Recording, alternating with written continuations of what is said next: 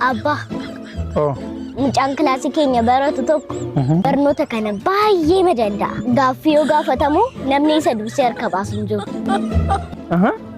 Atis maaliin isaa gadi jirti? Atis akkuma isaa barattuudha miti maaf akka isaan ta'an? Inni garuu jechuudha konkolaataa dhuunfaadhaan mana barnootaa dhufu. Cireesaa bargarii nyaata. Laaqana isaa xibsii nyaata. Irbaata isaa piizaa nyaata. Kanaafuu maal haa ta'u jettee reetamu?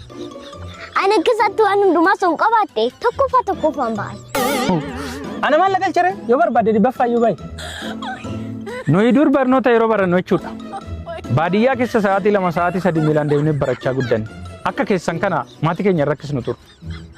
Ana waa'ee kee maaltu na galchere waa'ee kiyya naa sa'a rabe. Erga dandeenye immoo maaltu na dhalchisin jedhe.